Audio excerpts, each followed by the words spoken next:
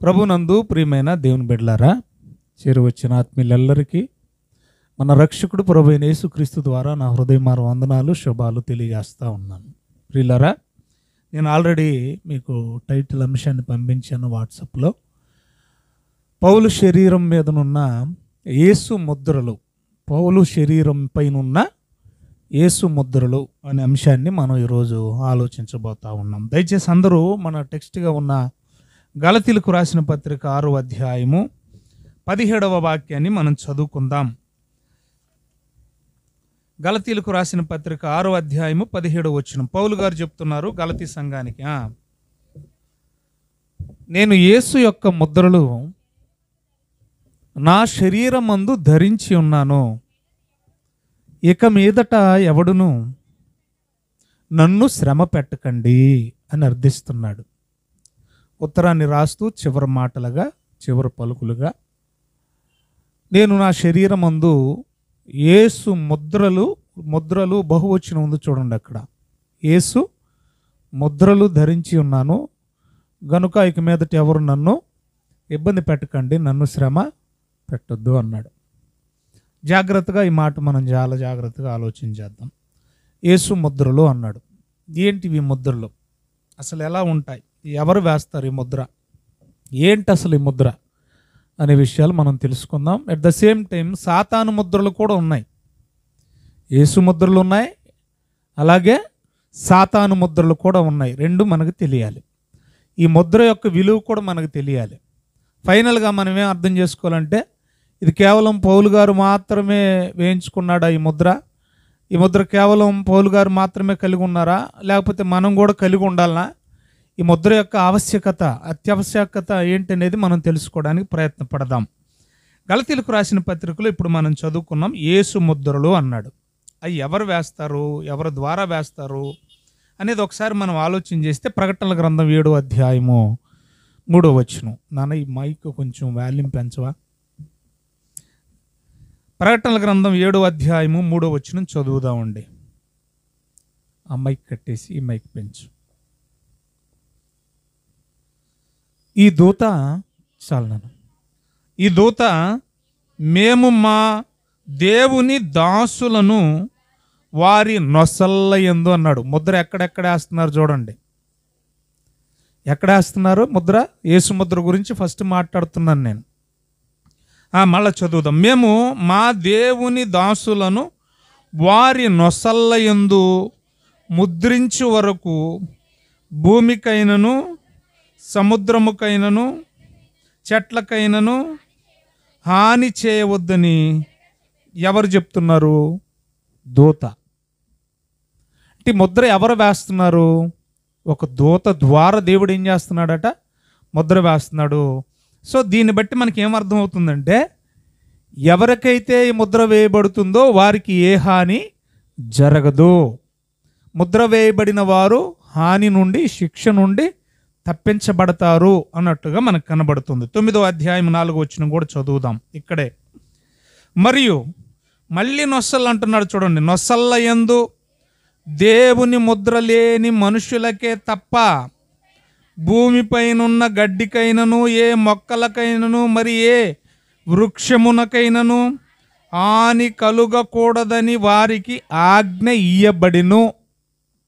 ఈ మాటను బట్టి కూడా మనకేమర్థం అవుతుందంటే, ముద్ర వేయబడిన వారికి ఏ హాని జరగదు.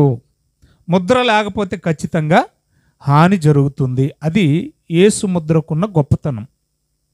యేసు ముద్ర ద్వారా మనకి ఏం జరుగుతుందంటే, నంబర్ 1, హాని కలగదు, శిక్ష విధింపబడదు, బాధ కలగదు అనే మాటలు మనకు కనబడుతున్నాయి. ఇప్పుడు సాతాను ముద్ర గురించి 2-3 వచనాలు మనం చూద్దాం ప్రియులారా. 14వ అధ్యాయము 9-10 వచనాలు ప్రకటనల గ్రంథం 14వ అధ్యాయము 9-10 వచనాలు. మరియు వేరొక దూత అనగా 3వ దూత వీరి వెంబడి వచ్చి గొప్ప స్వరముతో ఇలాగూ చెప్పెను, ఆ క్రూర మృగమునకు గాని, క్రూర మృగం అంటే మొన్న రాత్రి ఏం నేర్చుకున్నాం మనం? నిన్న రాత్రి అపవాది. అంటే ఇది సాతాను కదా. అపవాదికి మరొక పేరేంటి? సాతాను. సాతానుకు గాని దాని ప్రతిమకు గాని ఎవడైనను నమస్కారము చేసి తన నొసటి ఎందేమి, మళ్ళీ నొసలు వచ్చేసింది. అంటే సాతాను కూడా ఎక్కడ వేస్తున్నాడు ముద్ర? నొసటనే వేస్తున్నాడట. నొసల్ల ఎందేమి చూడండి, ఇంకెక్కడెక్కడ వేస్తున్నాడు? చేతి మీదనేమి ఆ ముద్ర వేయించుకునిన ఎడల, సాతాను ముద్ర వేయించుకునిన ఎడల ఏమీయో కలపబడకుండా దేవుని ఉగ్రత పాత్రలో పోయబడిన దేవుని కోపమును మద్యమును వాడు త్రాగును. పరిశుద్ధ దూతల ఎదుట గొర్రెపిల్ల ఎదుటను అగ్ని గంధకముల చేత వాడు బాధింపబడును అన్నాడు. ఇప్పటి వరకు మనం యేసు ముద్రలు చూసాం, ఇప్పుడు సాతాను ముద్ర చూస్తున్నాం. సాతాను ముద్ర ఉంటే ఏమవుతుంది అని అంటే, వాడు అగ్ని గంధకముల చేత దేవుని కోపము అనే ఉగ్రత ద్వారా బాధింపబడతాడు, శిక్షింపబడతాడు అనే విషయం మనకు అర్థమైంది. అర్థమవుతుంది కదా? రైట్. మరొక మాట కూడా చూద్దాం. 16వ అధ్యాయము 2వ వచనం. అక్కడే 16వ అధ్యాయము 2వ వచనం. అంతటా మొదటి దూత వెలుపలికి వచ్చి తన పాత్రను భూమి మీద కుమ్మరింపగా ఆ క్రూర మృగం అనగా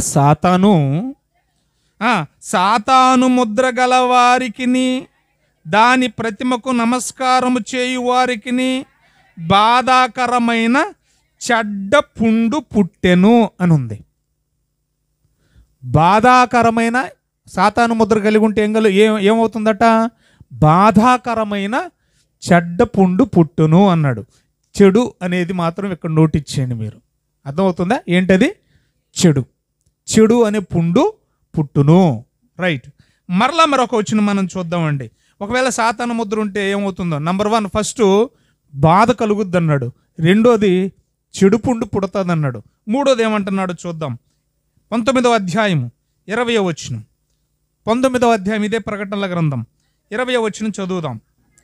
అప్పుడు ఆ మృగం అనగా సాతాను దాని ఎదుట సూచక్రియలు చేసి దాని ముద్రను వేయించుకున్న వాళ్ళని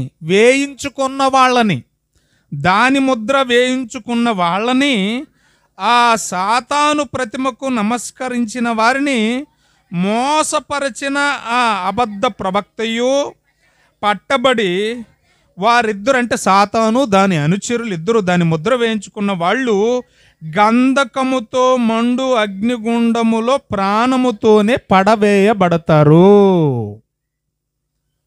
ఇందు మూలంగా 2 విశేషమైన సంగతులు మనకు అర్థమైంది. ఏదేంటంటే, యేసు ముద్ర కలిగి ఉంటే శిక్ష నుండి తప్పించబడతాం, సాతాను ముద్ర కలిగి ఉంటే శిక్షకు పాత్రులమవుతాం, యేసు ముద్ర కలిగి ఉంటే బాధ నుండి విమోచన పొందుతాం, సాతాను ముద్ర కలిగి ఉంటే బాధకు పాత్రులమైపోతాం, ఉగ్రతకు పాత్రులమైపోతాం. యేసు ముద్రలు మనం కలిగి ఉంటే నిత్యజీవం, సాతాను ముద్ర మనం కలిగి ఉంటే నిత్య నరకం. చూడండి ఆ మాట కూడా దయచేసి 20వ అధ్యాయం 4వ వచనంలో. ఇక్కడ 20వ అధ్యాయం 4వ వచనంలో, అంతటా సింహాసనములను చూచి తిని వాటి మీద ఆసీనుల ఇండు వారికి విమర్శ చేయుటకు అధికారము ఇయ్యబడెను. మరియు సింహాసనం మీద ఉన్న వాళ్ళకి అధికారం ఇచ్చాడంట. మరియు సాతానుకైనను దాని ప్రతిమకైనను నమస్కారము చేయక తమ నొసల యందు గాని చేతుల యందు గాని సాతాను ముద్ర వేయించుకొనని వారిని యేసు విషయమై తామిచ్చిన సాక్ష్యము నిమిత్తము దేవుని వాక్యము నిమిత్తము చిరచ్ఛేదనము చేయబడిన వారి ఆత్మలను చూచి తిని వారు బ్రతికిన వారై ఎక్కువ కాలం దేవుని రాజ్యంలో శాశ్వతంగా ఉంటారు. అంటే యేసు ముద్ర వేయించుకుంటే నిత్యము జీవిస్తారు, యుగాలు జీవిస్తారు అని వ్రాయబడింది. రైట్. ఇప్పుడు నేను విషయానికి వస్తాను ప్రియులారా. చాలామంది ఈ యేసు ముద్రలు అనే దాని గురించి రకరకాల ఇంటర్ప్రిటేషన్ ఇచ్చారు, రకరకాల వివరణ ఇచ్చారు, రకరకాల ఎక్స్ప్లెనేషన్ ఇచ్చారు. కొంతమంది ఏమో యేసు ముద్రలు అంటే ఏమో కాదండి శ్రమలు అన్నారు. మరి కొంతమంది ఏమో యేసు ముద్రలు అంటే ఏమో కాదండి యేసులాగా హింసించబడ్డం అన్నారు. మరి కొంతమంది ఏమన్నారంటే యేసు కోసం కొట్టబడిన దెబ్బలే ముద్రలు అన్నవాళ్ళు కూడా లేకపోలేదు. కొంతమంది చూడండి, తల్లులు డెలివరీ అయిన తర్వాత పొట్ట మీద కొన్ని ముద్రలు మనకు కనబడుతూ ఉంటాయి. పొట్టంతా మడతలు పడిపోయి ముందు పెద్దగా ఉంటుంది కాబోలు గర్భిణీలకి. డెలివరీ అయిన తర్వాత పొట్ట మీద ఏమొస్తాయి? మచ్చలు వస్తాయి, డాట్స్ వస్తాయి కదా. అలాగా యేసు కోసం దెబ్బలు తిన్న వాళ్ళ తాలూకే యేసు ముద్రలు అని వివరించిన వాళ్ళు కూడా లేకపోలేదు. అయితే బిబ్లికల్గా బైబిల్ ఏం చెప్తుంది, అసలు యేసు ముద్రలు అంటే ఏంటి అనేది మనం ఆలోచించేద్దాం. అసలు ఆ ముద్ర ఏంటి? ఆ ముద్ర మనం ఖచ్చితంగా వేయించుకోవాలా? వేయించుకోకపోతే ప్రమాదం అన్నాడు. నువ్వు వేయించుకోలేదంటే అది ఖచ్చితంగా యేసు ముద్ర లేదంటే నీకు సాతాను ముద్ర ఉన్నట్టే. ఇప్పుడు ముద్రను గురించి ఆలోచించేటప్పుడు ముద్ర ఈక్వల్ టు అధికారం. నంబర్ 1 ఫస్ట్ పాయింట్ జాగ్రత్తగా నోట్ చేయండి. ఒక సచివాలయం నుండి కానివ్వండి, ఒక ఎంఆర్ఓ ఆఫీస్ నుండి కానివ్వండి, ఒక కలెక్టర్ ఆఫీస్ నుండి కానివ్వండి, ఒక కోర్టు నుండి కానివ్వండి, ఒక పోలీస్ స్టేషన్ నుండి కానివ్వండి, ఏదైనా మీకు నోటీస్ వచ్చిందనుకోండి, దాని మీద ఖచ్చితంగా వాళ్ళకి సంబంధించిన సీల్ ఉంటుంది. ఏముంటుంది చెప్పండి? వారికి సంబంధించిన అధికారపూర్వకమైన సీల్ ఉంటుంది. సీల్ని తెలుగులో ఏమన్నాం మనం? ముద్ర అన్నాం. బాగా వినాలి. వాస్తవానికి అది ముద్రింపబడక మునుపు తెల్ల కాగితమే. నోటి చేయాలి పాయింట్ మీరు. వాస్తవానికి మ్యాటర్ రాయకముందు, ముద్ర వేయకముందు, సంతకం చేయబడక మునుపు అది కేవలం తెల్ల కాగితమే. ఈ తెల్ల కాగితం అధికారి చేతిలోకి వెళ్ళింది. బాగా వినాలి. తెల్ల కాగితం ఎక్కడికి వెళ్ళింది? అధికారి చేతిలోకి వెళ్ళింది. ఇప్పుడు ఈ అధికారి ఏం చేస్తున్నాడంటే మ్యాటర్ రాస్తున్నాడు. సంబంధిత వ్యక్తికి విషయాన్ని చేరవేయడానికి మ్యాటర్ రాసి సీల్ వేశాడు. సీల్ వేసిన తర్వాత ఆ మ్యాటర్ పోస్ట్ ద్వారానో మనిషి ద్వారానో పంపించారు. పంపించినప్పుడు మొత్తం చదువుకొని కింద రాస్తారు. ఏమని? సచివాలయానికి సంబంధించిన సెక్రటరో, ఏమండి సర్పంచో, లేదంటే ఎంఆర్ఓ గారు, విఆర్ఓ గారు, కలెక్టరో, జడ్జో, నోటీసులు పంపించిన లాయరో కదా. ఈ విధంగా కిందకు వచ్చేసరికి సీల్ వేస్తారు. అంటే ఇది ఎవరి తాలూకుది? ఇది ఎవరి తాలూకుది పేపరు? అంతవరకు పేపరే, అది ఎవరి తాలూకు కాదు. ఎప్పుడైతే ముద్ర వేయబడిందో ఈ పేపర్ ఎవరి తాలూకుది? మ్యాటర్ ఎవరి తాలూకుది? అర్థమైంది నా భాష? దాని మీద ముద్ర వేయబడనంత వరకు అది ఎవరి పేపర్ కాదు. అది దానికి అసలు ఏ పవరు లేదు. ఎప్పుడైతే ముద్ర వేశారో, ముద్ర వేసిన తర్వాత ఆ పేపరు బిలాంగ్స్ టు ముద్ర వేసిన వాళ్ళు. అది ఎవరి తాలూకో అయిపోతుంది. ఎవరి తాలూకు అయిపోతుంది? ఎవరు ముద్ర వేస్తే అది వారి తాలూకా, వారి అధికారం, వారి ప్రాపర్టీ. మీకు అర్థమవుతుందా నా భాష? అలాగే పౌలు ఏమన్నాడు ఇప్పుడు మరలా ఒకసారి మనం చదువుదాం. ఇవన్నీ మనసులో పెట్టుకొని పౌలు గారు ఏమన్నారు ఒకసారి మనం చదువుదాం. గలతీయులకు రాసిన పత్రిక తీసారా? తీద్దామండి. 6వ అధ్యాయం 17వ వచనం చదువుమా. నేను అంటే పేపరు. అర్థమవుతుంది మీకు? ఇందాక ఖాళీ పేపర్ మీద ఎవరు సీల్ వేయబడింది? సంబంధిత అధికారులు. పేపర్ వేయనంత వరకు అది ఎవరిది కాదు. పేపర్ మీద ముద్ర వేయనంత వరకు అది ఎవరిది కాదు. అలాగే ఇక్కడ కూడా నేను అంటే పౌలు అని ఆయన ఒక పేపర్ అనుకుందాం కొంచెంసేపు మీకు అర్థం కావడానికి. పౌలు అనే పేపర్ అను నేను, పౌలు అనే పేపర్ అని నేను, యేసు యొక్క ముద్రలు నా పేపర్ అనే శరీరం మీద వేయబడ్డాయి. ఇప్పుడు నేను ఎవరికి సంబంధించిన వాడను? ఎవరి అధికారానికి సంబంధించిన వాడను? ఎవరి ప్రాపర్టీని నేను? ఎవరి మ్యాటర్ని నేను? యేసుకు సంబంధించిన వాడను. ఎందుకు ఈ మాటలు చెప్తున్నారంటే గలతీలోనే కాదండి, ప్రతి చోట ఆయన వాక్యం వినేవాళ్ళు ఉంటే ఆయన్ని ద్వేషించే వాళ్ళు కూడా ఎక్కువగానే ఉన్నారు. వాళ్ళు ఏమనుకుంటున్నారంటే ఈ సౌలు లేదా పౌలు అనేవాడు ఒట్టి మనిషే, కేవలం సౌలే, కేవలం పౌలే, వీడిని చంపేస్తే గొడవ వదిలిపోద్ది. ప్రవీణ్ పగడాలను చంపేస్తే ఈ 2 తెలుగు రాష్ట్రాలలో మాట్లాడే గొంతుక ఉండదు అన్నట్టుగానే ఆ దినాలలో కూడా పౌలు గారిని దినదినము క్షణక్షణం ఏం చేస్తున్నారు తెలుసా? శత్రువులు మతోన్మాదులు వెంటాడుతూనే ఉన్నారు. ఇప్పుడు పౌలు గారు ఏమంటున్నారంటే నన్ను కేవలం పౌలుగా మాత్రమే మీరు చూస్తున్నారు. ఒరే నాయనా, నేను కేవలం పౌలును కాదు, ఒకప్పుడు నేను సౌలును, ఒకప్పుడు నేను మనిషిని, ఒకప్పుడు నేను ఖాళీ పేపర్ని, కానీ ఇప్పుడు యేసు ముద్రలు నా మీద వేయబడి ఉన్నవి. అని అంటే ఇప్పుడు నేను ఎవరికి సంబంధించిన వాడను? ఎవరి అధికారానికి సంబంధించిన వాడను?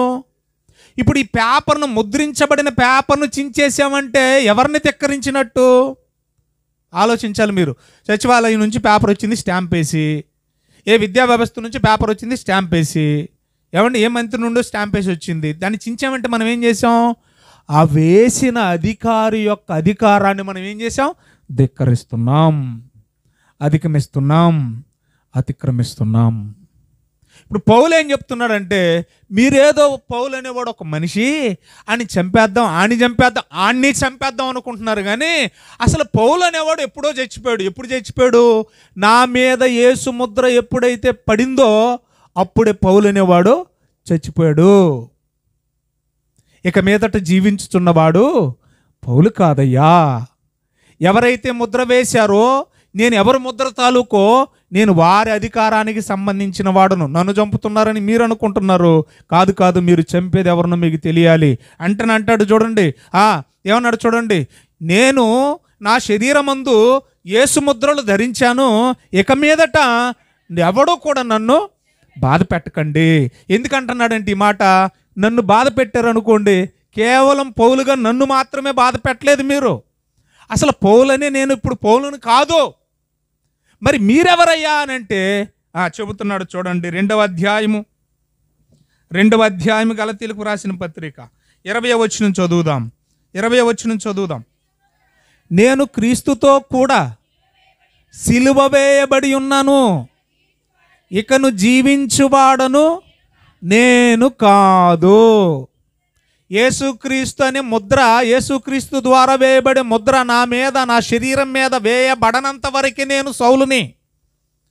ఇక మీదట ఆయన సీలు వేసిన తర్వాత నేను ఖాళీ పేపర్ని కాదు, కేవలం నేను సౌలుని కాదు. మరి ఎవరంటే క్రీస్తు యేసే నాలో జీవించుచున్నాడు అన్నాడు. ఇప్పుడు ఎవరంట పౌలు? ఏం చెబుతున్నాడు పౌలు? ఆయన ముద్ర ఎప్పుడైతే నా మీద వేయబడిందో, నేను ఆయన అధికారానికి లోబడ్డాను. నా శరీరం అంతటి మీద అధికారం ఎవరిదే? ఎవరైతే నాకు ముద్ర వేశారో అధికారం అంతా ఆయనది. ఇప్పుడు నన్ను కొడుతున్నారు, నన్ను బాధ పెడుతున్నారు, నన్ను శ్రమ పెడుతున్నారని మీరు అనుకుంటున్నారు. కానీ మీరు శ్రమ పెట్టేది నన్ను కాదు. మరి ఎవరిని శ్రమ పెడుతున్నారు? 9వ అధ్యాయం అపోస్తుల కార్యములు. ఇదే సౌలుగా ఉన్న పౌలు సందర్భంలో మీరు ఒకసారి చూడండి. అపోస్తుల కార్యములు అందరూ బైబిల్ ఓపెన్ చేద్దాం ప్రియులారా. 9వ అధ్యాయము ప్లీజ్ చదువుదామండి. ఇక 4వ వచనం నుండి. అప్పుడు అతడంటే ఎవరు? సౌలు, ఒకనాటి సౌలు. నేల మీద పడి యేసు ప్రభు నమ్ముకున్న వాళ్ళని హింసించడానికి వెళుతున్నాడు, విశ్వాసులను హింసించడానికి వెళుతున్నాడు, విశ్వాసులను చంపడానికి వెళుతున్నాడు, తనకు ప్రాణాధారమైనట్టుగా చేయడానికి వెళుతున్నాడు రోమా ప్రభుత్వం నుంచి అధికారం పొందుకొని. అప్పుడు అంటున్నాడు చూడండి, నేల మీద పడి ఉండగా ఏమని వినపడుతుందో చూడండి. సౌలా సౌలా, నీవేళ నన్ను హింసించుచున్నామని తనతో ఒక స్వరము పలుకుట విన్నెను. ఇప్పుడు ఇక్కడ సౌలు వాస్తవానికి ఎవరిని శ్రమ పెడుతున్నాడు? ఎవరిని బాధ పెడుతున్నాడు? యేసు ప్రభువునా, యేసును నమ్ముకున్న వాళ్ళనా? మాట్లాడండి. దమస్కులో ఉన్న యేసును నమ్ముకున్న వాళ్ళని ఇబ్బంది పెట్టడానికి వెళ్ళాడు. మార్గమధ్యంలో ఉన్న క్రైస్తవులందరినీ కూడా ఇబ్బంది పెడుతూనే వెళ్ళాడు. ఇప్పుడు యేసు ప్రభు ఏమన్నాడు తెలుసా? సౌలా సౌలా, నీవేళ నన్ను హింసించుచుంది, బాధ పెడుతుంది, శ్రమ పెడుతుంది యేసునా, యేసును నమ్ముకున్న వాళ్ళ? మరి ఇక్కడేంటి? నీవేళ నన్ను హింసించుచున్నావు అన్నాడేంటి అంటే, యేసుక్రీస్తు ముద్రలు ఎవరికైతే వేయబడ్డాయో, ఎవరైతే యేసుక్రీస్తునందు విశ్వాసం ఉంచారో, పాపాలు విడిచిపెట్టారో, మారు మనసు పొందారో, బాప్తిస్మము తీసుకున్నారో, బాప్తిస్మము తీసుకున్న మరుక్షణమే వారు యేసు ముద్రలు వేయబడిన వారు. వినాలి బాగిక. బాప్తిస్మము తీసుకున్న మరుక్షణమే వాళ్ళు ఏమై ఉన్నారు? యేసు ముద్రలు వేయబడిన వారు, యేసు అధికారానికి తమ్మును తాము అప్పగించుకున్న వాళ్ళు. ఇప్పుడు ఆ విశ్వాసం ఉంచి బాప్తిస్మము తీసుకున్న వారిని ఎవడైనా ఇబ్బంది పెడితే, ఎవరైనా శ్రమ పెడితే, ఎవరిని శ్రమ పెట్టినట్టు ఇందాక చెప్పాను నేను ఏమని, ఆ నోటీసు ఎవరి దగ్గర నుంచి అయితే పేపర్ రూపాయన స్టాంపు వేయబడి మన దగ్గరకు వచ్చిందో దాన్ని చించామంటే మనం ఎవరిని ధిక్కరించినట్టు? పేపర్ని కాదు, దాని మీద సీలు వేయబడిన అధికారాన్ని. సో యేసు ప్రభు చెప్పకనే చెప్పాడు. ఏమని చెప్పాడు తెలుసా?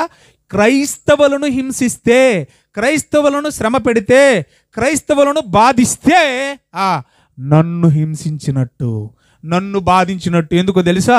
నేను వారికి సీలు వేశాను. వాళ్ళకు బాధ కలిగితే నాకు బాధ కలిగినట్టు.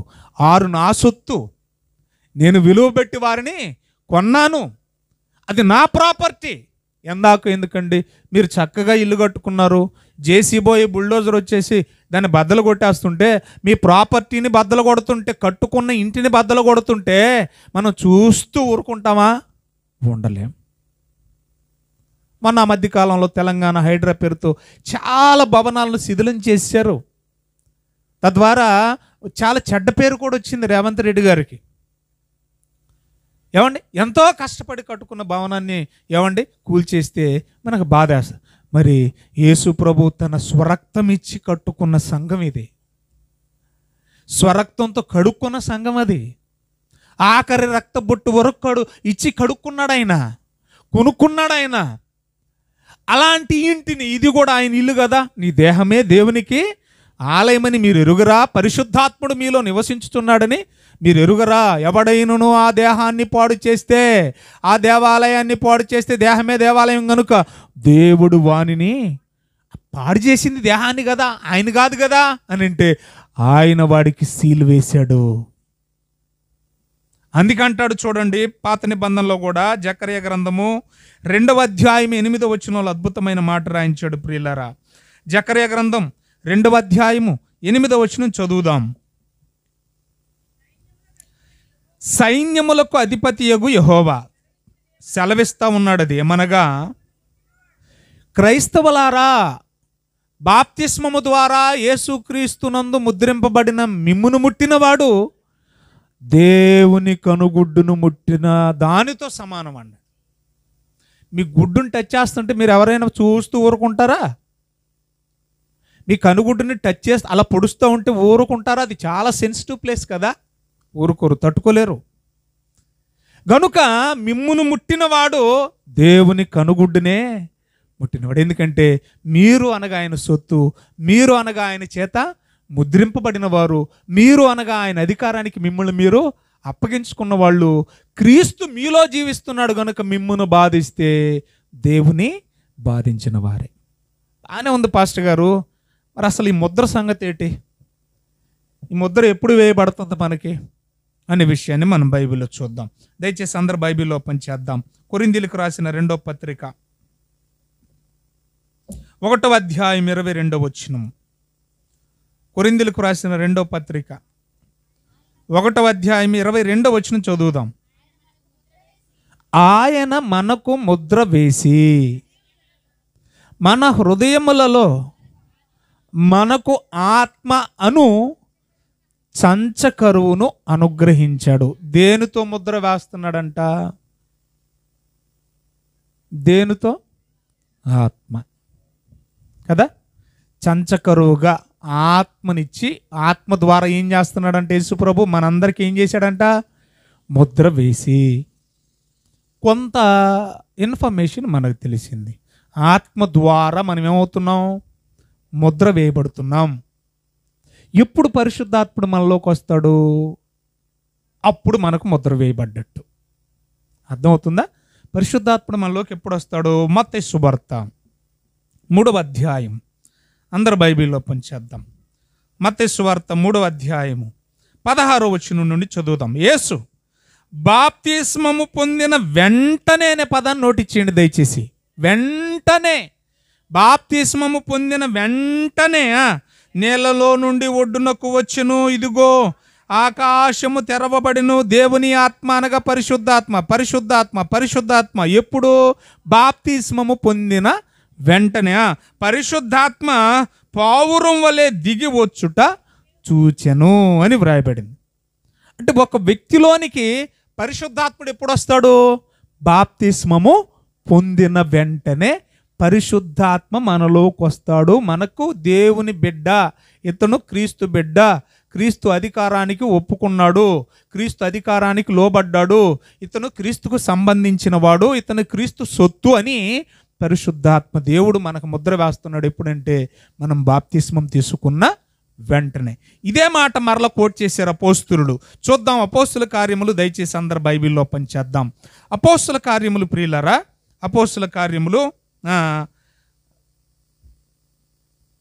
2వ అధ్యాయం 37వ వచనం చదువు. వారు ఈ మాట విని హృదయములో నొచ్చుకొని, సహోదరులారా మేమేం చేయాలి? తప్పు అయితే జరిగిపోయింది, యేసు ప్రభుని మేమే చంపేశాం, యేసు ప్రభుని మేమే హత్య చేశాం, అందులో సందేహం లేదు. అయితే ఇప్పుడేం చేయాలి అని అడిగితే అప్పుడు అపోస్తులు చెప్తున్నారు. పేతురు, కడమ అపోస్తులు ఏమంటున్నారు చూడండి. పేతురు, మీరు మారు మనసు పొంది పాపాలు ఒప్పుకొని ప్రతివాడు యేసుక్రీస్తు నామమున బాప్తిస్మము పొందుడి, బాప్తిస్మము పొందుడి, బాప్తిస్మము పొందుడి. వెంటనే ఏమన్నాడు చూడండి. పొందినప్పుడు అని ఇక్కడ అన్నాడు, వెంటనే అని మత్తయి సువార్తలో చూస్తున్నాం మనం. అంటే బాప్తిస్మము పొందిన వెంటనే పరిశుద్ధాత్మ అనే వరాన్ని మనం పొందుకుంటాం. మనం ఇందాక కొరింథీయులకు రాసిన 2వ పత్రికలో చదువుకున్నాం కదా. ఏమని చదువుకున్నాం? యేసుక్రీస్తు మనందరికి ముద్ర వేస్తున్నాడు. అది ఎలాగయ్యంటే పరిశుద్ధాత్మ ద్వారా మనకి ఏం చేస్తున్నాడు? ముద్ర. ఎప్పుడు వేస్తున్నాడు అనేది మళ్ళీ ప్రశ్న మనం వేసుకుంటే, బాప్తిస్మము పొందిన వెంటనే పరిశుద్ధాత్మ ద్వారా నువ్వు దేవుని బిడ్డవని ఏం చేస్తున్నాడు? మనకు ముద్ర వేస్తున్నాడు. దీనికి అనుసంధానమైన 1-2 వచనాలు నేను చూపిస్తాను ప్రియులారా. చూడండి దయచేసి అందరు బైబిల్ ఓపెన్ చేయండి. ఏమండి? ఎఫెసీయులకు రాసిన పత్రిక 1వ అధ్యాయము 13వ వాక్యాన్ని మనం చదువుకుందాం. ఎఫెసీయులకు రాసిన పత్రిక 1వ అధ్యాయము 13వ వచనం మనం చదువుకుందాం. మీరును సత్యవాక్యమును అనగా ఈ రక్షణ సువార్తను విని, యేసు చూడండి ముందు ఎంత చక్కగా చెప్పాడు. సువార్త విని పాపాలు ఒప్పుకొని యేసుక్రీస్తునందు దేవుడని విశ్వాసం ఉంచి వాగ్దానము చేయబడిన పరిశుద్ధాత్మ చేత మీరు ముద్రింపబడితిరి. ఎప్పుడు ముద్రించబడుతున్నాం? నమ్మిన తర్వాత, నమ్మకం ఉందా? విశ్వసించిన తర్వాత, విశ్వసించక మునుపా? విశ్వసించి బాప్తిస్మము తీసుకున్న తర్వాతే పరిశుద్ధాత్మతో దేవుడు ఏం చేస్తున్నాడు? మనకి ముద్ర వేస్తున్నాడు. 4వ అధ్యాయం 30వ వచనం. 4వ అధ్యాయం 30వ వచనం. అదే ఎఫెసీయులకు రాసిన పత్రిక 4వ అధ్యాయం 30వ వచనం. దేవుని పరిశుద్ధాత్మను మీరు దుఃఖపరచకూడదు. వినాలి, బాగా నోటి చేయాలి. మీలో ఉన్నాడు కనుక మీలో ఉన్న పరిశుద్ధాత్మను మీరు దుఃఖపరచకూడదు. బయట వ్యక్తి కూడా పరిశుద్ధాత్మ కలిగిన వ్యక్తిని దుఃఖపరచకూడదు. బాగా నోటి చేయాలి ఈ పాయింట్. మీరు మీలోనున్న పరిశుద్ధాత్మను దుఃఖపరచకూడదు. ఎందుకు చెప్తున్నాడో ఆ మాట కూడా అక్కడే ఉంటుంది. చదువుదాం. మీరు దుఃఖపరచకూడదు, బయట వారెవరు కూడా పరిశుద్ధాత్మ ఆత్మపూర్ణుడైన దేవుని బిడ్డను దుఃఖపరచకూడదు, శ్రమ పెట్టకూడదు, బాధ పెట్టకూడదు, తోలనాడకూడదు. అర్థమవుతుందా? పాస్టర్ గారే అయితే ఏంటి? ఆయన మనిషి కాదా ఏంటి? మనిషే. కానీ గుర్తుపెట్టుకో, నువ్వు ఒక్క కోణంలో ఆలోచిస్తే ఖాళీ పేపరు, రెండో కోణంలో ఆలోచిస్తే పాస్టర్ అంటే ఎవరో తెలుసా? ముద్రింపబడినవాడు, దేవుని అధికారానికి లోబడ్డవాడు. కొంతమందికి పాస్టర్ అంటే లెక్క ఉండదు, విశ్వాసం అంటే లెక్క ఉండదు, భయం ఉండదు కాబట్టి నరుక్కుంటా, చంపేసుకుంటా వెళ్ళిపోతూ ఉన్నారు. భయం ఉండదు కాబట్టి ఇష్టానుసారంగా నోటి మాట వదిలేస్తూ ఉంటారు. అలా నిన్ను తిడితే నేను చచ్చిపోతానా? నాకు శాపాలు వచ్చేస్తాయా? నువ్వు కూడా మనిషివే కదా అనుకుంటున్నావు. నువ్వు తిట్టేది నన్ను కాదు, నేను కాదు, క్రీస్తు నాలో జీవించుచున్నాడు, ఆయన ఆత్మచేత నన్ను ముద్రించుకున్నాడు. నువ్వు తిట్టేది నన్ను కాదు, నువ్వు దుర్భాషలాడేది నన్ను కాదు, నువ్వు శ్రమ పెట్టేది నన్ను కాదు, నువ్వు హింసించేది, బాధ పెట్టే, చంపేది నన్ను కాదు. అందుకన్నాడు పౌలు 6:17 ఎందుకన్నాడు గలతీయులకు రాసిన పత్రికలో, నేను క్రీస్తు వాడను, దయచేసి ఇక మీదట నన్ను శ్రమ పెడుతున్నానని మీరు అనుకుంటున్నారు. మీరు శ్రమ పెట్టేది నన్ను కాదయ్యా. మీరు ఎవరితో పెట్టుకుంటున్నారో తెలుసా? పెట్టుకోక అగ్గితో. ఈ మాట మనం చదువుతుంటే ఎందుకు దుఃఖపరచొద్దు? మనమైన మన క్రియల చేత మనలోనున్న పరిశుద్ధాత్మని దుఃఖపరచకూడదు. ఒకసారి పరిశుద్ధాత్మను పొందిన తర్వాత బయటవాడైనా పరిశుద్ధాత్మను పొందుకున్నామని దుఃఖపరచొద్దు. ఎందుకన్నాడో చూడండి. ఎందుకంటే మీరు విమోచన దినం వరకు ఆయన యందు మీరు ముద్రింపబడి ఉన్నారు. చాలమ్మ. ఎప్పటి వరకు మీరు ఆయన ప్రాపర్టీ? బాప్తిస్మము పొందుకున్నది మొదలుకొని యేసు ప్రభు రెండవ రాకల్లో వచ్చేంత వరకు మీరు ఎవరు ప్రాపర్టీ? మీరు ఎవరికి చెందినవారు? దేవునికి చెందినవారు. ఎప్పటి వరకు ముద్రించబడి ఉన్నారంట? ముద్ర ఎప్పటి వరకు పనిచేస్తుందట? యేసుక్రీస్తు రెండవ రాకడలో వచ్చేంత వరకు కూడా మీరు ముద్రించబడి ఉన్నారు. విమోచన దినం వరకు మీరు ఏం చేయబడి ఉన్నారని ఉంది? ముద్రించబడి ఉన్నారు అని వ్రాయబడింది. ప్రియులారా, ఇక్కడ నేను ఒక విషయాన్ని చెప్పి త్వరగా ముగిస్తాను. ఈ ముద్రలు అన్నాడు బహువచనం కదా. మరి దీన్ని మనం ఎలా తీసుకోవాలి? ఒకటి. రెండోది, పదే ఇందాక మనం ప్రకటనల గ్రంథం చదువుతుంటే ఈ ముద్ర ఎక్కడ వేయబడిందంట? నొసళ్ళ యందు అన్నాడు. ఎక్కడది? ఆల్రెడీ గతంలో ఒక పాఠం మీరు విన్నారు. మానవ శరీరానికి సంకేతాలు అందించేది ఏంటిది? చిన్న మెదడు. అర్థమైందా? నీకు మైండ్ ఉందా అంటారు. ఏముంది? మైండ్ ఉందా, సెన్స్ ఉందా అంటారు. అని దేన్ని చూపిస్తున్నాం మనం? ఈ 4 హెడ్ చూపిస్తున్నాం. వాస్తవానికి మైండ్ 4 హెడ్ను కాదు ఉండేది. అర్థమవుతుందా? ఎక్కడుంది చిన్న మెదడు? వెనక భాగానుంది. కానీ డైరెక్ట్గా మొట్టమొదటిగా సంకేతాలు అందించేది ఎదరకే. అర్థమవుతుంది మీకు? చిన్న మెదడు సంకేతాలు అందించేది ఎక్కడికో తెలుసా? 4 హెడ్కే. అంటే ముద్ర నొసళ్ళ యందన్నాడు. అంటే అర్థం ఏంటంటే, ఒక్కసారి నిన్ను నీవు యేసుక్రీస్తుకు అప్పగించుకున్న తర్వాత, మారు మనసు పొంది పాపాలు ఒప్పుకొని బాప్తిస్మం తీసుకున్న తర్వాత, యేసుక్రీస్తు పరిశుద్ధాత్మ ద్వారా నువ్వు దేవుని బిడ్డవే, నీవు దేవుని బిడ్డవే అని స్టాంప్ వేసాడు. ఇప్పుడు స్టాంప్ వేసిన తర్వాత అధికారం అంతా ఎవరిది చెప్పండి? పేపర్ మీద స్టాంప్ వేసిన తర్వాత పేపర్ మీద ఉన్న అధికారం అంతా ఎవరిది? వేసిన వాళ్ళది. ఇప్పుడు యేసు ప్రభు పరిశుద్ధాత్మ ద్వారా మనందరికి ఏం చేశాడు? నొసల మీద స్టాంప్ వేసాడు, ముద్ర వేశాడు. ఇప్పుడు అధికారం అంతా ఎవరిది? యేసు ప్రభుది. అంటే శరీరం మీద సర్వాధికారం ఎవరికి ఉంది చెప్పండి? అందుకే శరీరానికి శిరస్సు ఎవరో? శరీరానికి శిరస్సు ఎవరో? క్రీస్తే. గృహానికి అధిపతి ఎవరో?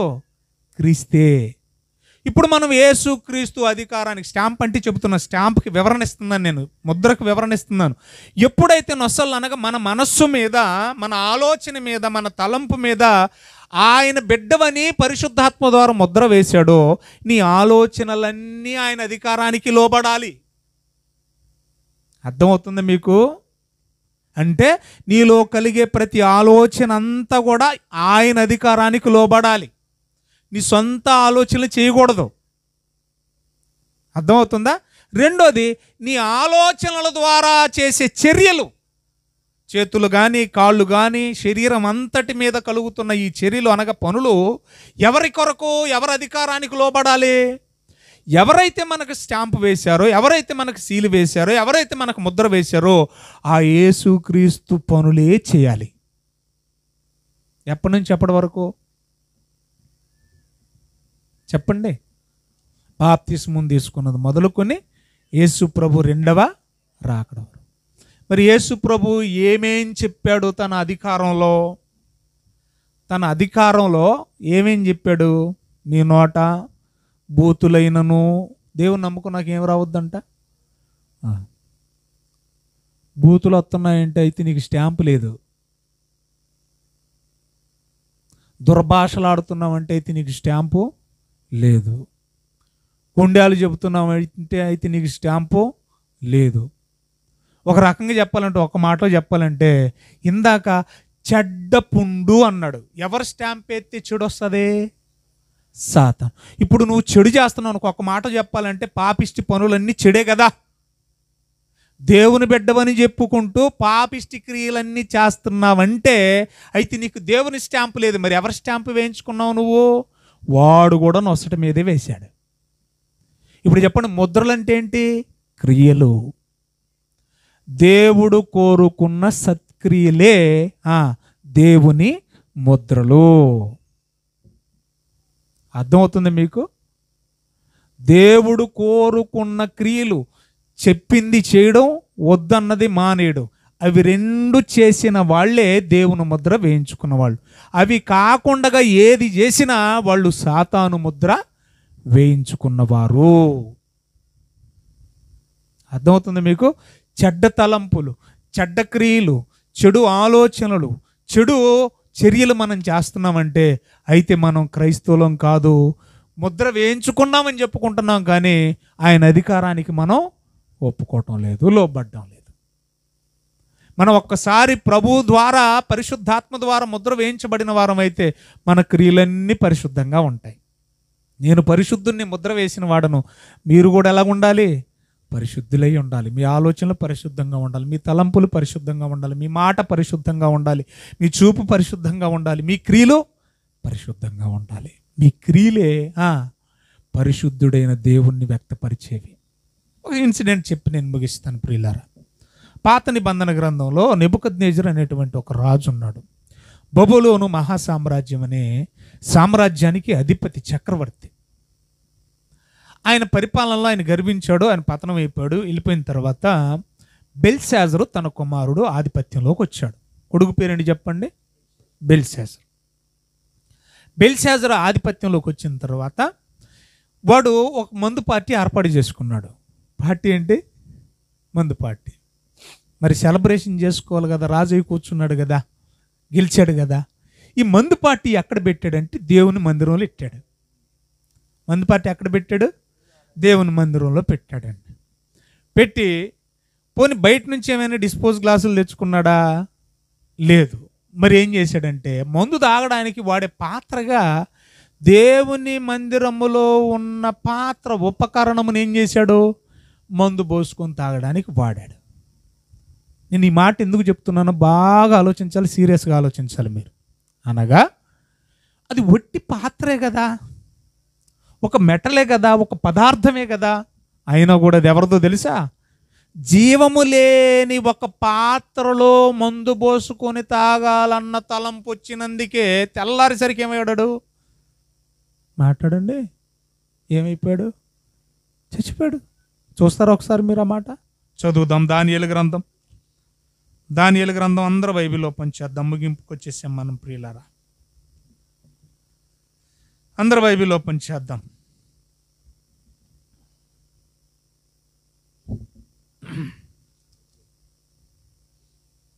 నాలుగవ అధ్యాయం.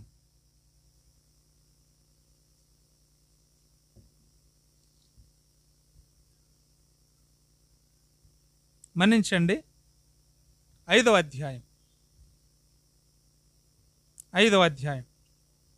22వ వచనం నుండి చదువుదాం. బెల్షాసరు అతని అనగా నెబుకద్నెజరు కుమారుడు వగు నీవు మీ నాన్నకు పట్టిన గతంతా కూడా తెలిసి ఎరిగియుండియు నీ మనసును అణుచుకొనక పరలోకమందున్న ప్రభువు మీద నిన్ను నీవే హెచ్చించుకుంటివి. ఎట్లనగా నీవును నీ మంత్రులు, నీ సామంతులు, నీ రాణులు, నీ ఉపపత్నులు వీళ్ళందరూ కలిసి దేవుని ఆలయ సంబంధమగు ఉపకరణములలో ఆ ద్రాక్షారసము పోసి త్రాగవలెనని వాటిని తెచ్చించుకొని వాటితో త్రాగుచు చూడనైనను విననైనను గ్రహింపనైనను చేతగాని వెండి, బంగారు, ఇత్తడి, ఇనుము, కర్ర, రాయి అనువాటితో చేయబడిన దేవతలను స్తుతించుచు నీ ప్రాణమును నీ సకల మార్గములు ఏ దేవుని వశములో ఉన్నాయో నీవు ఆయన్ని గణపరచలేదు. ఏటి? జీవము లేని ఒట్టి పాత్రలో మందు పోసుకొని తాగినందుకే ఏం చేయలేదంట? దేవుని నీవు ఘనపరచలేదు. ఒట్టి పాత్ర మలినమైతేనే అంత ఫీల్ అయిపోతున్నాడు దేవుడు. మరి ఈ పాత్ర ఎవరిది? ఇది పాత్ర కాదా? మన జీవితం పాత్ర కాదా? మన దేహం పాత్ర కాదా? ఇది ఎక్కడ చేయట్టండి. అపోస్తుల కార్యాలు 9వ అధ్యాయం. అపోస్తుల కార్యములు అందరు బైబిల్ తీద్దాం. 9వ అధ్యాయం వచనాన్ని చెబుతున్నాను, జాగ్రత్తగా నోట్ ఇచ్చేయండి దయచేసి. 15వ వచనం. అందుకు ప్రభువు అననీయాతో చెప్తున్నాడు. ఏమంటే సౌలు గురుండి అననీయాతో చెప్తున్నాడు. ఏమని చెప్తున్నాడు చూడండి. అననీయా, నువ్వు వెళ్ళు, అన్యజనుల ఎదుటను రాజుల ఎదుటను ఇశ్రాయేలీల ఎదుటను ఇంతవరకు నా నామాన్ని ఏం చేశాడు? ఇంతవరకు నా నామం పేరిట దేవుని యందు విశ్వాసం ఉంచిన వాళ్ళని ఏం చేశాడు? శిక్షించాడు, హింసించాడు. ఇక నుంచి ఏం చేయబోతాడు? సౌలు పౌలుగా మారి భరించబోతున్నాడు. సో ఇన్నాళ్ళు చెడ్డవాడే సౌలను వాడు ఇక నుండి ఎవరెవరి ఎదుటనంట నా నామాన్ని భరించడానికి ఎవరెవరి ఎదుటంట? ఏమండి? అన్యజనుల ఎదుటను రాజుల ఎదుటను ఇశ్రాయేలీల ఎదుటను నా నామము భరించుటకు ఇతడు నేను ఏర్పరచుకొనిన సాధనమై ఉన్నాడు. ఎవరతడు? సౌలు. సౌలు ఏమన్నాడు? నేను ఏర్పరచుకున్న సాధనం అన్నాడు. పుట్టినోట్లో సాధనం అంటే ఏమని రాశాడు చూడండి, చెప్పండి. ఇప్పుడు సౌలు ఎవరంట? దేవుని పాత్ర. ఎంత బాగుందండి బైబిల్. అర్థమవుతుందా? ఇది జీవించే పాత్ర, నటించే పాత్ర కాదు. జీవింపచేసే పాత్ర ఇది, జీవించే పాత్ర ఇది. అక్కడ కేవలం జీవము లేని బట్టి పాత్రలో దేవుని మందిర ఉపకరణాలలో ఒకదానిలో ఆ ద్రాక్షారసం పోసుకొని తాగి దేవుణ్ణి గణపరచలేదంటే మరి ఈ శరీరంతో మనం ఏం చేస్తున్నాం? ఈ శరీరంతో దేవుని గణపరచుద్దాం మనం? ఆలోచించాలి మీరు. అసలు ఈ శరీరాన్ని ఇచ్చిందే ఎవరిని గణపరచడానికి, ఎవరిని మహింపరచడానికి? ఏమండి? కొరింథీయులకు రాసిన మొదటి పత్రిక, కొరింథీయులకు రాసిన మొదటి పత్రిక 11వ అధ్యాయం తీద్దాం. 27వ వచనం. కాబట్టి ఎవడు అయోగ్యముగా ప్రభు యొక్క రొట్టెను తినునో పాపం చేస్తూ ప్రభు బలలో పాలు పొందితే ఏమవద్దు చెప్తున్నాడు. పాపిష్టి పనులు చేస్తూ ఈ శరీరంతో ప్రభు బలలో పాలు పొందితే ఏమవద్దు తింటున్నాడు. అదే నోటితో బూతులాడుతున్నావు, ఏమండి? అబద్ధాలు ఆడుతున్నావు, చెడ్డ మాటలు పలుకుతున్నావు. అదే నోటితో ఏం తీసుకుంటున్నావు? మరలా ప్రభు శరీరం తీసుకుంటున్నావు, ప్రభు రక్తాన్ని కూడా తాగుతున్నావు. అయోగ్యంగా పాపిష్టి పనులు చేస్తూ ప్రభు బలలో పాలు పొందితే వాడు ప్రభు యొక్క శరీరమును గూర్చి రక్తమును గూర్చి అపరాధి అగును అన్నాడా? అన్నాడు. అని ఏమంటున్నాడు చూడండి. 6వ అధ్యాయము, మళ్ళా వద్దాం. 6వ అధ్యాయము, ఇదే కొరింథీయులకు రాసిన మొదటి పత్రిక. తీశారా? 19-20 వచనాలు చదువుదాం. మీ దేహము దేవుని వలన మీకు అనుగ్రహించబడి. దేహం అంటే పాత్ర. ఈ పాత్రను ఎవరు సృజించారు? దేవుడు. మనల్ని కలుగు చేసిన వాడు ఎవరు? మనల్ని పుట్టించింది ఎవరు? దేవుడు. దేవుని వలన మీకు ఈ దేహం అనుగ్రహించబడి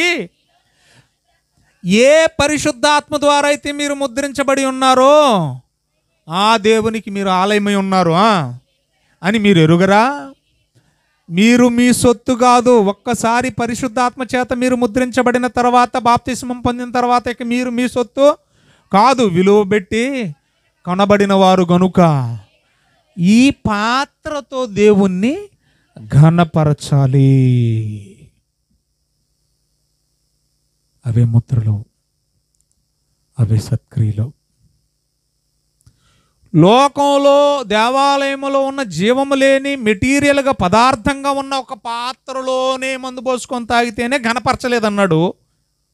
సజీవము కలిగిన పాత్రగా నిన్ను నన్ను చేసి నీ పాపాలు కడిగేసి నా బిడ్డవని ఆయన స్టాంపు వేసి నిన్ను నడిపించడానికి పరిశుద్ధాత్మ నీలో పెట్టి ఇన్నాళ్ళు నువ్వు ఒక లెక్క, ఇప్పుడు నా దేవాలయం అని చెప్పేసి ఆయన నిన్ను ఒక పాత్రగా వాడుకోవాలని అనేక జనులు ఎదురు పౌన్లే కాదు నిన్ను నన్ను కూడా ఆయన పాత్రగా వాడుకోవాలనుకుంటున్నాడు. నిలవబెడితే ఈ దేహంతో ఏం చేస్తున్నావు? బెల్షాజర్ లాగే నువ్వు కూడా ఆయనను గణపరచడం లేదు. పేరుకు క్రైస్తవుడు చేసేవన్నీ నీచమైన పనులు, పేరుకే క్రైస్తవుడు చేసేవన్నీ దుష్టాలోచనలు, పేరుకే క్రైస్తవురాలు చేసేవన్నీ పాపిష్టి పనులు. అంటే ఇప్పుడు మనం కూడా ఏం చేయట్లేదు? దేవుణ్ణి గణపరచడం లేదు. గణపరచకపోతే ఏమవుతుందంట? మళ్ళీ వెళ్దాం దయచేసి. ఏమండి, మళ్ళీ దానియేలు గ్రంథం 5వ అధ్యాయం, దానియేలు గ్రంథం 5వ అధ్యాయము ఏం చేస్తున్నాడు చూడండి దయచేసి. ఏమండి, 23 చివరి వచనాలలో, ఇదిగో నీ ప్రాణమును నీ సకల మార్గములు ఏ దేవుని వశములైతే ఉన్నాయో ఆయన్ని నువ్వు గణపరచలేదు, పాత్రను అపవిత్రం చేశావు. పాత్రను ఏం చేశావు? దేవుని పాత్రని అపవిత్రం చేస్తే దేవుణ్ణి గణపరచలేదన్నాడు. కాబట్టి ఆయన ఎదుటి నుండి ఒక చూడండి ఏమొచ్చింది చూడండి, ఆ చెయ్యి వచ్చిందట, గోడ మీద రాస్తుందంట. ఏమని రాస్తుందో చూడండి, మెనే టెకేల్ ఫార్సిన్ అని వ్రాయబడింది. దానికి అర్థం తెలియట్లేదు. కంగారు వచ్చింది. ఆయన దగ్గర ఉన్న వాళ్ళని అందరూ కూడా ఏమండి, మంత్రగాలను, శకునగాండ్రను, జ్ఞానులను అందరిని పిలిపించుకున్నాడు. వాళ్ళు ఎవరు కూడా దాని భావాన్ని చెప్పలేకపోతున్నారు. అప్పుడు దానియేలుని పిలిచారట. దానియేలుని పిలిస్తే అప్పుడు దానియేలు వచ్చి వాక్య భావాన్ని, ఆ గోడ మీద వ్రాయబడిన వాక్య భావాన్ని వివరిస్తూ ఉన్నాడు. ఏం చెప్తున్నాడు చూడండి, నేనే అనగా దేవుడు నీ ప్రభుత్వ విషయంలో లెక్క చూచి దాన్ని ముగించాడంటే ఇంక నీ ప్రభుత్వం ఈ రోజుతో ఏమైపోతుంది? ఆగిపోతుంది. నెక్స్ట్ ఇంకొకడు రాజు కాబోతున్నాడు, ఇంకొకడు పాలనలోకి రాబోతున్నాడు. టెకేలనగా ఆయన నీ క్రియలను, నీ ముద్రలను, నీ చర్యలను, నీ క్రియలను ఆయన త్రాసులో వేసి చూడగా ముద్రింపబడిన ముద్రలకు తగినట్టుగా నువ్వు బ్రతకలేదు. దేవుని అధికారానికి లోబడి నువ్వు బ్రతకలేదు. గనుక చూడండి, ఫెరేజ్ అనగా నీ రాజ్యము నీ యొద్ద నుండి తీసివేయబడి మాదీయులకు పారసీకులకు ఇవ్వబడును. 28 బెల్షెజరు ఆజ్ఞ ఇయ్యగా వారు దానియేలునకు ఓదారంగు వస్త్రములు తొడిగించి అతని మెళ్ళలో బంగార హారము వేసి ప్రభుత్వము చేయుటలో నతడు 3వ అధికారిగా చాటించారు. ఆ తర్వాత చూడండి, ఆ రాత్రి అన్నాడా, తర్వాత మరుసటి రోజు ఒక వారం పోయాక నెల తర్వాత అన్నాడా? ఆ రాత్రికి రాత్రే బెల్షెజరు హతుడాయను. ఏమర్థమైంది మీకు? నేను ఎందుకు ఈ ఎగ్జాంపుల్ తీసుకున్నాను? భూ సంబంధమైన ఒక పాత్రనే అపవిత్రం చేస్తే దేవుడు తట్టుకోలేకపోయాడు. భూ సంబంధమైన ఒక పాత్రనే మలినం చేస్తే దేవుడు తట్టుకోలేకపోయాడు. భూ సంబంధమైన ఒక పాత్రనే నాశనం చేశాడు, తట్టుకోలేకపోయాడు. మనం దేవుని పాత్రలం. మనకు దేవుడు తన సీలు వేశాడు. మీరు కేవలం సత్క్రియలు, అవే ముద్రలు, అవి చేయడానికే నేను మిమ్మల్ని కొన్నాను. మీరు మీ సొత్తు కాదు. మీ దేహంతో, మీ పాత్రతో నన్ను మహింపరచాలి, లేదా ఉగ్రతకు పాత్రలు అయిపోతారన్నాడు. హతుడు ఆయను అని వ్రాయబడింది. రేపు పొద్దున పరలోకంలో కూడా ఎవరికైతే ముద్రలు ఉంటాయో వారు మాత్రమే అర్హులవుతారు. ఆ ముద్రలు ఎప్పటి వరకు ఉండాలో తెలుసా? యేసు ప్రభు రెండో రాకడ వచ్చేంత వరకు జాగ్రత్తగా కాపాడుకోవాలి. సీల్ లేదనుకోండి, ఏమండి, ఇప్పుడు పేపరు ఏదైనా ఉంది, దాని మీద సీల్ వేశారు, వర్షానికి తడిసిపోయింది, అది చెల్లుద్దా? సీల్ లేకపోతే చెల్లుద్దా? చెల్లదు. అంటే దాన్ని తడవకుండా భద్రంగా కాపాడుకోవలసిన బాధ్యత ఎవరిది? పడిపోకుండా, చెడిపోకుండా, చిరిగిపోకుండా కాపాడుకోవలసిన బాధ్యత ఎవరిది? అలాగే యేసుక్రీస్తు ప్రభుల వారు పరిశుద్ధాత్మ ద్వారా బాప్తిస్మం పొందిన వెంటనే మనకు వేయబడిన సీలు సత్క్రియలైతే ఏమండి, అవి ఎప్పటి వరకు మనం కాపాడుకోవాలి? యేసు ప్రభు రెండవ రాకడ వచ్చేంత వరకు కాపాడుకుంటే అప్పుడు రెండో రాకడలో వచ్చి దగ్గరకు వచ్చి నీకు ముద్రలు ఉన్నాయా లేవని చూస్తాడు. ఆ ముద్రలు ఉన్నవారికి పరలోక ప్రవేశం. ఆ ముద్రలు ఏమో కాదు, అవే సత్క్రియలు. మరొక మాట చూద్దాం, ఈ సందర్భంగా ముగించుకుందాం. మత్తయి సువార్త, దయచేసి అందరూ బైబిల్లో పనిచేద్దాం. మత్తయి సువార్త 5వ అధ్యాయం 16వ వచనం, 15-16 చదువు. మనుషులు దీపము వెలిగించి కొంచెము క్రింద పెట్టరు గాని అది ఇంటి నుండి వారందరికీ వెలుగునిచ్చుటకై దీపస్తంభం మీద పెడతారు కదా. దేని గురించి మాట్లాడుతున్నాడు? మన గురుండే. మనుషులు నీ సత్క్రియలు చూచి, ముద్రలంటేటి మీ క్రియలు చూడాలి. మనుషులందరూ, క్రైస్తవులారా, దేవుని సంబంధమైన మీ సత్క్రియలు చూడాలి. చూచి పరలోకమందున్న మీ తండ్రిని మహిమపరచునట్లు. మన సత్క్రియలతో మహిమ ఎవరికి వస్తుంది? మనం మంచి పనులు చేస్తే మహిమ ఎవరికి వస్తుంది? మనకు సీల్ వేసిన దేవునికి వస్తుంది. మళ్ళీ చదువుదాం. మీ సత్క్రియలను చూచి పరలోకమందున్న మీ తండ్రి మహిమపరచబడినట్లు వారి ఎదుట మీ వెలుగు ప్రకాశింపనీయుడి. ఈ ముద్ర లేకపోతే పరలోకానికి ప్రవేశం లేదు. 7వ అధ్యాయం 4వ వచనం, ప్రకటనల గ్రంథం. ప్రార్థన చేసుకుందాం. ప్రకటనల గ్రంథం 7వ అధ్యాయం 4వ వచనం. ఏమండి, ముద్ర లేకపోతే పరలోక ప్రవేశం లేదంటున్నారు, అది ఎక్కడుందని అడుగుతారు మళ్ళీ నేను వెళ్ళిపోయాక. అందుకని రెఫరెన్స్ కోట్ చేస్తున్నాను, చూడండి. మరియు ముద్రింపబడిన వారి లెక్క చెప్పగా వింటిని. ఎవరెవరికైతే ముద్రలు వేయబడ్డాయో, ఆ ముద్రలు చివరి వరకు కాపాడుకున్నారో, ఆ లెక్క చూస్తున్నాడు. దగ్గరకు వచ్చి, నీకు ముద్ర ఉందా? కాపాడుకున్నావా? నేను వచ్చేంత వరకు జాగ్రత్తగా కాపాడుకున్నావా? మధ్యలో బూతుతోనే దాన్ని తుడిపేసుకున్నావా? అబద్ధంతోనే దాన్ని తుడిపేసుకున్నావా? చెడ్డ మాటలతోనే తుడిపేసుకున్నావా? చెడ్డ తలంపులతోనే ఆ ముద్రను తుడిపేసుకున్నావా? ఉందా లేదా ముద్ర అని లెక్కలు చూస్తున్నాడు. చూసి ఏం చేస్తున్నాడు చూడండి దయచేసి. ఇశ్రాయేలు గోత్రములన్నింటిలో ముద్రింపబడిన వారి సంఖ్య 144,000 మంది. తర్వాత చదువు 5వ వచనం. యోధా గోత్రంలో ముద్రించబడిన వారు 12,000 మంది. రూబేను గోత్రంలో 12,000 మంది. గాదు గోత్రంలో 12,000 మంది. ఆషేరు గోత్రంలో ఇలా టోటల్గా 1,44,000 మంది అన్నాడు. వీరెవరు అని అంటే నిత్య జీవానికి అర్హత సాధించుకున్నవారు, యేసుక్రీస్తు 2వ రాకడ వరకు ముద్రను కాపాడుకున్నవారు. ఇందుమూలంగా పౌలు ఏమంటున్నాడంటే, నా శరీరం మందు నేను ధరించిన ముద్రలు ఎవరో తెలుసా? యేసు ముద్రలు. అవి నేను కడవరకు కాపాడుకున్నాను. నా విశ్వాసాన్ని నేను కడవరకు కాపాడుకున్నాను. నా పరుగు నేను ముట్టించాను. ఇక నాకు జీవ కిరీటం రెడీగా ఉంది. ఇక నాకు నీతి కిరీటం రెడీగా ఉంది. నాకు వాడబారని కిరీటం రెడీగా ఉంది.